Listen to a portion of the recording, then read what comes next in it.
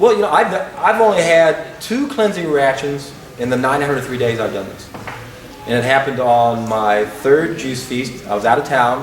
It was on day 19. I'll never forget it. And it was a very minor cleansing reaction. I just felt a little nauseous for a few moments.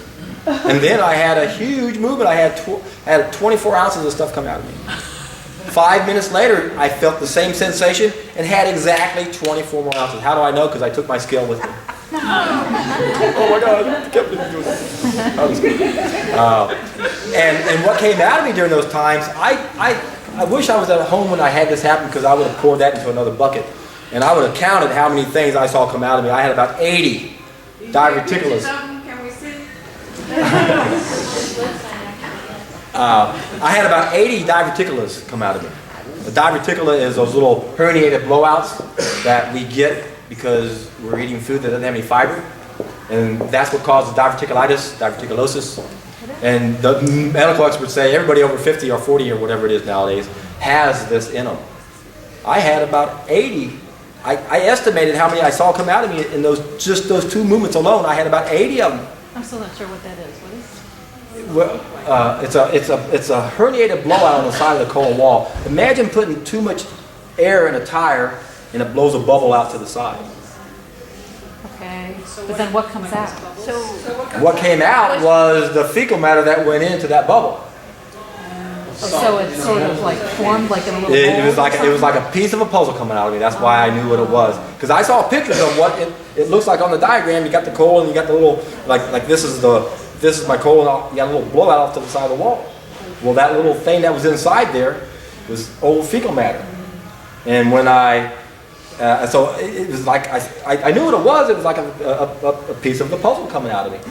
And what I found for myself is, as long as I adhered to 100% raw food after I would do a juice feast, I wouldn't gain any weight. But then when I ate cooked food, it plugged me up and I started gaining weight. And that prompted me to do an experiment I did about 14 or so years ago. I had a theory. I thought I knew what was going on, and I did a 30-day experiment which confirmed my theory. I figured out that the cooked food was going back and filling out the places that I had emptied. And for 30 days, I took a step back for me at that time, because I was about 99% raw. I said, well, let me see what happens if I'm 80% raw. And I'm not guessing here. I'm going through the calculations. I know this is right at 80%. I'm only eating 1 cooked meal a day, and it's something pretty innocent. I gained 20 pounds, or 17 pounds, in the first 20 days. Didn't gain any weight from day 21 to day 30. So what I thought would happen exactly happened. I filled my colon back up to where it was before I'd emptied it. And I know that's what happened because I lost those 17 pounds in no time flat. But this time when it came out, it wasn't old and hard. It was relatively fresh. But I knew what it was. It filled up those little pockets. So do you gain weight when you go back to cooked food? It depends on the condition of your body. Now, because I'm getting real close to finishing my book, I conducted another experiment. I had to do it because I had another belief that my system was healthy now and that wouldn't happen again. So I did another 30-day experiment this year. You're the first one to hear about it. I tried eating cooked food again. I didn't gain any weight. You didn't get sick? So once you get clean, you're saying Once you're not so much clean. No, it's not being clean. It's being repaired. My colon was still compromised. It was damaged.